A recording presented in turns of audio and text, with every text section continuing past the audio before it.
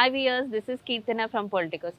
మన తెలుగు సాంప్రదాయాలకు ఎంత విలువనిస్తామో మనందరికీ తెలిసిందే. అయితే మనం జరుపుకునే ప్రతి పండుగలో కూడా ఒక ప్రాముఖ్యత అనేది ఎప్పటికీ ఉంటూనే ఉంటుంది. ప్రాచీన కాలంలో చూసుకున్నా, పురాణ కాలంలో చూసుకున్నా, ఇప్పటి కాలంలో చూసుకున్నా కూడా మన పూర్వీకులు, పెద్దలు అందరూ కలిసి ఒక్కొక్క పండుగకు ఒక్కొక్క సాంప్రదాయాన్ని తెచ్చిపెట్టారు. అలాగే ఈ కార్తీక మాసం అప్పుడు కూడా ఉసిరి చెట్టు కింద కూర్చొని వనభోజనాలు చేస్తుంటారు. మనకిష్టమైన వంటకాలను మన ఆత్మీయులతో కలిసి పంచుకుంటూ ఉంటారు.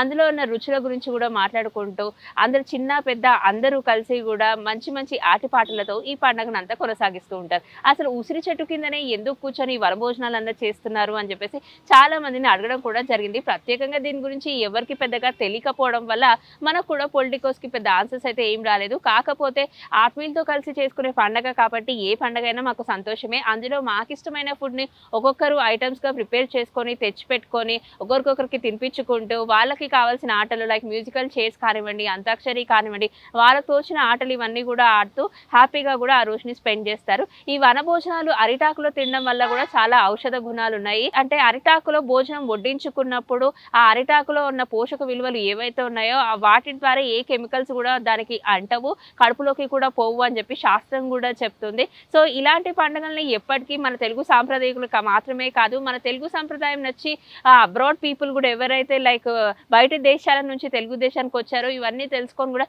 వారు కూడా ఎంతో సంతోషంగా ఈ పండుగలో పాల్గొని తెలుగింటి ఆడపడుచులాగా తయారయ్యి పట్టు వస్త్రాలను కూడా ధరించుకొని టెంపుల్స్కి వెళ్ళి టెంపుల్స్లో ప్రత్యేకమైన విష్ణుదేవుల ఆలయాలు కానివ్వండి, లేకపోతే శివుని ఆలయాలను కానీ సందర్శించుకొని అక్కడ దేవుడికి పూజ చేసి నైవేద్యం కూడా తీసుకొచ్చి వాళ్ళు అందరికీ పంచిపెట్టి వాళ్ళు కూడా తింటూ ఉంటారు.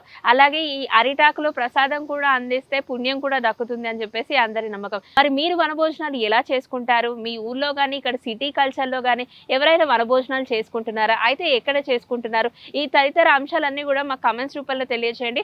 అదే హైదరాబాద్ ట్విన్ సిటీస్లో కనుక మీరు వనభోజనాలు చేసుకోవాలి అనుకుంటే ఇక్కడ దగ్గరలో ఉన్న నెక్లెస్ రోడ్లో సంజీవయ్య పార్క్ కానివ్వండి, మాదాపూర్లో ఉప్పల్లో ఉన్న శిల్పారామం కానివ్వండి, ఇలాంటి ప్లేసెస్లో కూడా మనం తప్పకుండా వనభోజనాలు చేసుకోవచ్చు అని చెప్పి చెప్తున్నారు. వీటికి పర్మిషన్స్ కూడా పెద్దగా అక్కర్లేదు. మీరు సర్టెన్ ప్లేస్కి వెళ్ళి అక్కడ ఎవరైతే ఆ పబ్లిక్ రిలేషన్ ఆఫీసర్ ఉంటారో వారిని కలిసి ఇలా వనభోజనాలు చేసుకోవాలనుకుంటున్నాం అనగానే మనకు ఒక టైం ఇవ్వడం, కేటాయించడం జరుగుతుంది. ఆ టైంలో మీరు మీ ఆత్మీయులతో, మీ కుటుంబ సభ్యులతో అందరితో కలిసి చక్కగా వనభోజనాలు చేసుకోవచ్చు అనమాట. సో ఈ ఇయర్ మీరు వనభోజనాలు ఎలా సెలబ్రేట్ చేసుకుంటున్నారు? ఈ కార్తీక మాసంలో మీరు ఏ ప్రత్యేకతమైన పూజలు చేశారు, ఎలాంటి వంటకాలు చేసుకున్నారో కమెంట్స్ రూపంలో చెప్పండి. మంచి కమెంట్ ఏదైతే నచ్చుతుందో పొలిటికోస్ టీమ్ వాళ్ళకి ప్రత్యేకంగా అభినందనలు కూడా తెలియజేస్తుంది. ఇది ఇప్పటివరకు నా అప్డేట్. వీడియో జర్నలిస్ట్ జైతో Keerthana, Politicos reporting from Hyderabad. Please subscribe to the channel and download the Politicos app from the links in the description.